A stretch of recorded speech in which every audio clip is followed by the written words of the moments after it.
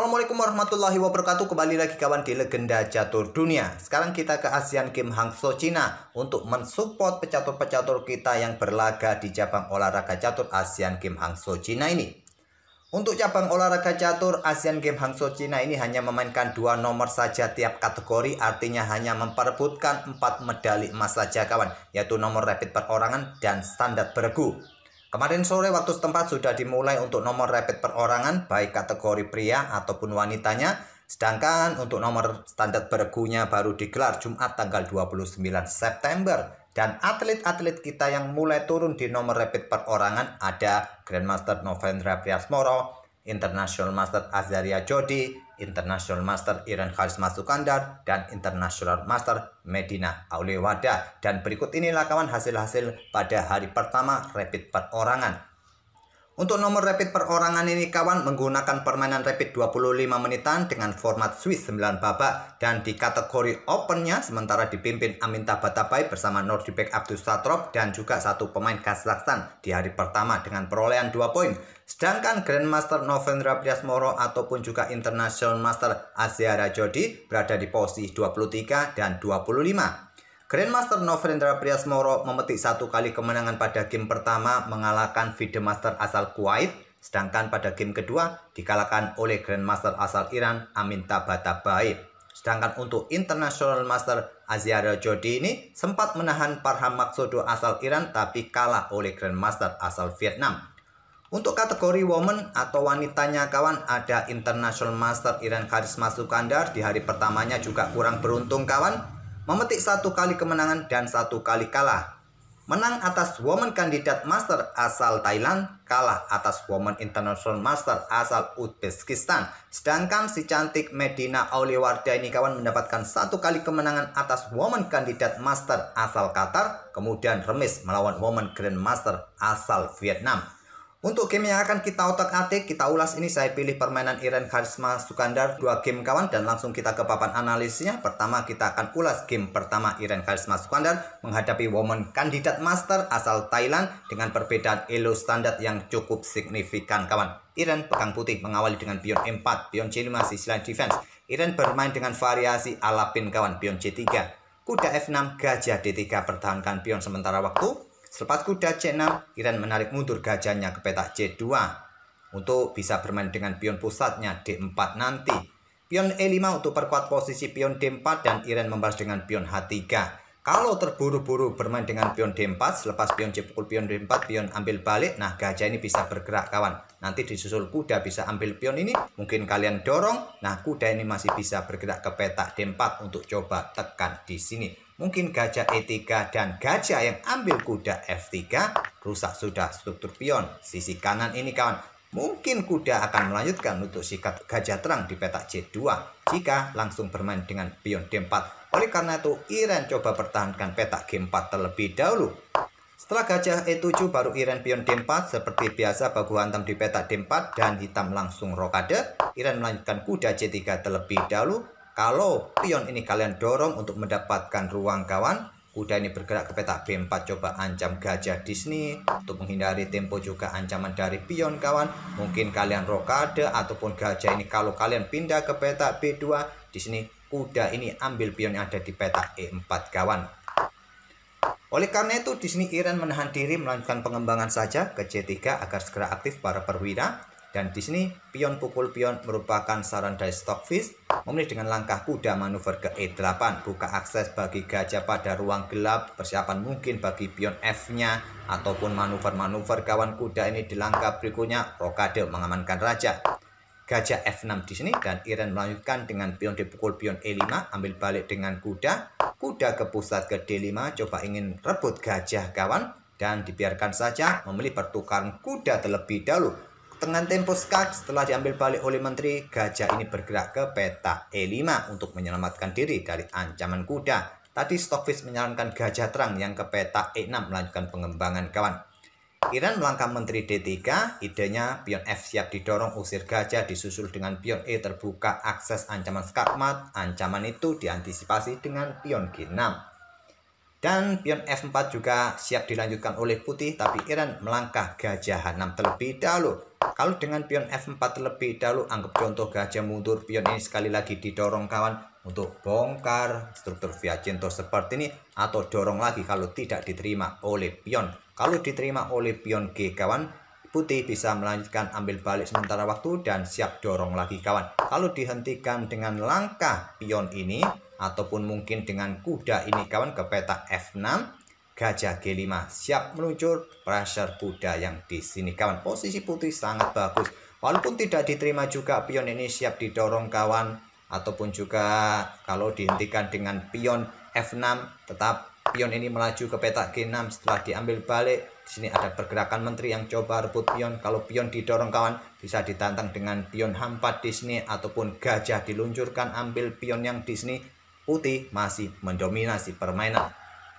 Memilih gajah ke H6 terlebih dahulu, blokade dengan gajah G7, pertukaran gajah gelap diambil balik oleh kuda, baru Iran mengeluarkan benteng AD1, hitam melanjutkan pengembangan gajah terang ke peta E6, coba mau sikat kuda yang cukup bagus posisinya di pusat, Iran pertahankan kuda mundur ke C3, menteri keluar ke peta B6 dan pion B3 untuk mencegah pion ini direbut kawan. Ada benteng AC8, Iran menarik mundur gajah ke C1, maksudnya ke petak B1 untuk menghindari tekanan di lajur C ini kawan. Salah satu perwira harus mundur terlebih dahulu. Benteng FD8, benteng FE1, dan di sini menteri ke C6. Tekan kuda, kuda lari ke B5, awas pion ini terancam. Juga pion ini dalam tekanan, kuda siap manuver garbu gajah, garbu menteri nanti. Menteri ke petak B6 lagi, kuda D4 dan pion D5, Iran sikat gajah di peta E6. Di sini diambil langsung merupakan pilihan terbaik kawan. Ya dengan kuda, dengan pion F, tapi hitam blunder dengan ambil pion E4. Terbuka lajur D kawan, Iran luncurkan menteri, hitam langsung menyerah di langkah ke-25. Tentu saja posisi raja ini sudah terancam. Kalaupun blokade dengan kuda di peta E8 ini, ya menteri pukul menteri. Dan di sini kawan, putih unggul jumlah perwira tentunya. Oke, tak perlu saya lanjutkan lagi kawan. Di sini sudah sangat jelas putih sudah sangat bagus posisinya, atau pada posisi ini tadi benteng ambil menteri. Ya tetap benteng ini meluncur, temponya skak memaksa menteri ambil, dan putih akan menang jumlah perwira. Kita lanjut ke game kedua dari Iren Karisma Sukandar menghadapi seorang woman international master asal Uzbekistan. Maaf kawan, akhir-akhir ini videonya agak mungkin sedikit berisik karena rumah kami dekat jalan. Jadi waktu ada sepeda motor lewat, tentu suara sepeda motor masuk dalam rekaman ini. Ya harap maklum. Rumah di kampung dekat jalan kawan, tapi tidak seramai jalan-jalan raya. Oke, Iran pegang hitam kawan, dan putih mengawali dengan pembukaan pion E4. Mereka bermain dengan pembukaan Italia, Giocho Pianissimo. Dan rokade, kuda F6 lanjut Iran. Di sini pion D3 untuk perkuat posisi pion pusatnya. Sudah sangat sering kita ulas permainan Italia, tidak lagi kita membahas jalur sampingan, jalur utamanya. Bagi kawan-kawan yang baru mampir ingin belajar pembukaan Italia dari Grandmaster, nanti di akhir video ada playlist kawan, di situ kalian bisa otak-atik game-game Italian game. Pion D6 lanjut Iran, pion C3 di sini, pion A5, dan tidak dihentikan dengan pion A4 kawan, tapi memilih melanjutkan pengembangan kuda B ke D2, benteng H1 juga bisa jadi pilihan, dan Iran tarik mundur gajahnya ke peta A7. Jelas untuk menghindari tempo dari ancaman kuda agar juga tetap menyimpan snipernya kawan seperti biasa, hitam ataupun putih mempunyai sniper-sniper yang mencoba menekan pion F ini. Benteng E1 lanjut putih, pion H6 kontrol peta G5, kuda manuver ke F1, manuver biasa kawan dalam pembukaan Italia Rui Lopez, dan di sini juga fungsinya untuk membuka kembali akses gajah ini bermain segera keluar. Rokade, pion H3 terlebih dahulu lanjut putih untuk kontrol peta G4 dari aktivitas gajah sebelum dobrak peta pusat. Gajah E6 tantang Iran ditolak gajah B5, kuda ke E7 persiapan pion C-nya dimainkan dan manuver juga kuda ke peta G6. Kuda G3 dan pion C6 terlebih dahulu lanjut Iran sebelum memindahkan kudanya ke peta G6. Setelah gajah mundur baru kuda G6. Gajah reposisi langsung ke peta C2, Iran benteng E8, dan baru putih dobrak peta pusat dengan pion D4. Iran menahan diri, menterinya keluar ke peta C7 terlebih dahulu kawan, untuk segera tempatkan benteng-benteng di lajur pusat. Sepertinya seperti itu. Setelah gajah ke petak E3, Iren juga menahan diri bermain dengan pion B5. Tadi yang terkuat benteng langsung digeser ke pusat. Pion B3, benteng AD8, menteri bergeser ke C1. Awas, di sini ada ide pengorbanan gajah meluncur ambil pion H6 kawan. Gajah C8 dilepas oleh Iren, memilih aktifkan benteng di lajur E-nya ini kawan, untuk berikan jalan juga tadi bagi benteng, dan di sini pion A4. Kalau kalian meluncurkan gajah untuk melakukan pengorbanan di sini kawan, kalian masih kurang dukungan. Coba lihat, hitam juga mempunyai kuda yang cukup bagus untuk mengawal petak H7. Jika kalian susul dengan langkah kuda ke petak G5, menteri akan bergerak ke petak E7 dan menantang pertukaran menteri untuk menetralisir kekuatan menteri pada ruang-ruang gelap depan raja. Pion A4 tadi dimainkan oleh putih. Iren menolak pertukaran, dorong pion ke B4, dan salah satu opsi juga langsung terima kawan, tapi pilih dorong pion C4. Di sini Iren membuka permainan pion E pukul pion D4, diambil balik menggunakan kuda. Kalau diambil balik menggunakan gajah untuk menantang pertukaran gajah gelap kawan, maka hitam akan sedikit menahan diri. Ini akan menguntungkan hitam kawan. Hitam akan menempatkan kudanya di pusat, dan salah satu pilihan sikat saja kuda ini menggunakan gajah atau tetap pertukaran gajah. Tapi masalahnya setelah pertukaran gajah tadi, maaf salah klik. Setelah pertukaran gajah tadi kawan, kuda hitam akan sikat kuda F3 terlebih dahulu, temponya stuck, dan posisi pion-pion putih rusak. Selepas itu hitam akan ambil balik gajah di petak A7. Oleh karena itu mengambilnya menggunakan kuda pion D4 dan gajah C5 lanjut Iren. Menteri B2 bersama gajah untuk perkuat posisi kudanya untuk mendapatkan diagonal gelap panjang ini. Bentengnya juga siap dikeluarkan di lajur pusat.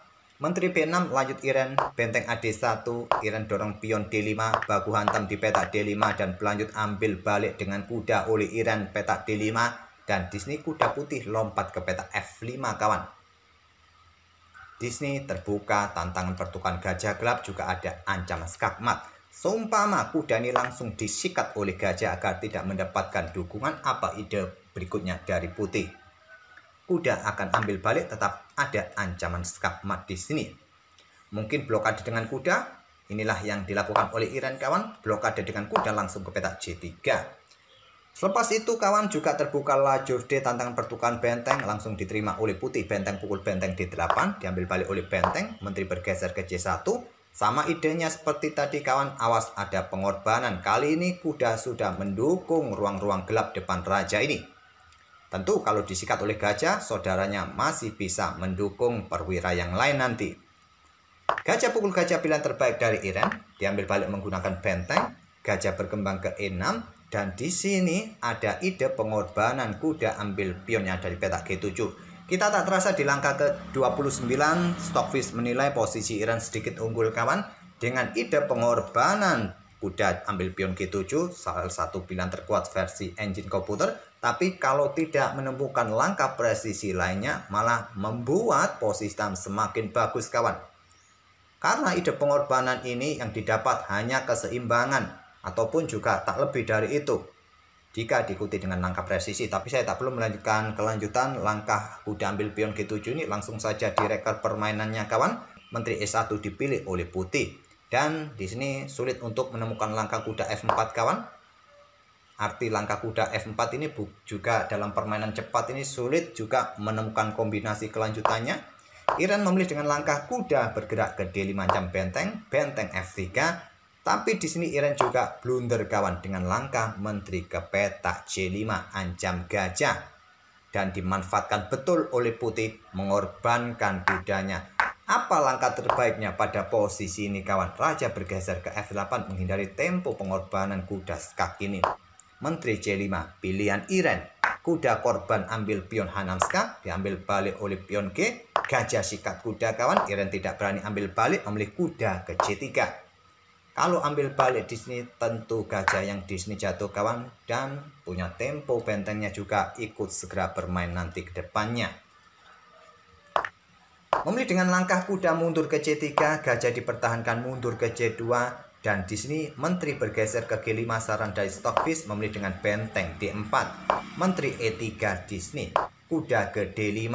Coba ancam menteri, ancam gajah juga kawan. Dan menteri tidak jadi ambil pion, memilih dengan langkah menteri ke E5. Kalau menteri ambil gajah, benteng jatuh kawan. Disney Iren melangkah benteng D2. Coba tekan pion yang Disney, tekan gajah Disney menghindari ancaman menteri kawan. Dan kuda ke H5. Awas ada ancaman skakmat. Raja F8, Iren kehilangan gajah. Menteri ambil gajah E6, Iren menyerah di langkah ke-38. Sudah sangat jelas di sini kawan, posisinya ancaman skakmat 1 langkah. Jadi hitam tidak punya tempo lagi untuk mendapatkan ganti gajah yang jatuh, yaitu gajah di peta C2 ini. Ya, logisnya untuk mempertahankan skakmat, menteri bergerak ke peta C7. Dan sudah kalian lihat kawan, di sini hitam sudah benar-benar kolaps, sudah kalah perwira. Posisi raja sudah semakin terbuka, benar-benar kolaps posisi Iren di langkah ke-38. Sempat dalam posisi bagus, tapi sayangnya Iren tadi juga melakukan langkah-langkah blunder atau melewatkan langkah kuda ke petak D5 tadi, langkah yang kurang presisi. Memang sulit untuk menemukan langkah kuda F3, maksudnya juga Disney terlihat belum ada ancaman yang berarti juga. Apakah kuda juga siap manuver melakukan aksi-aksi pada petak-petak terang ini kawan? Kombinasinya seperti apa nanti, disusul gajah kah nanti pada ruang terang ini? Oke, itulah kawan 2 game dari Iren Karisma Sukandar di hari pertama nomor rapid perorangan. Kita doakan saja di game-game berikutnya para pecatur kita memetik kemenangan demi kemenangan untuk bisa memberikan prestasi di cabang catur ini. Oke, kita akan bertemu di video-video berikutnya kawan. Terima kasih. Wassalamualaikum warahmatullahi wabarakatuh.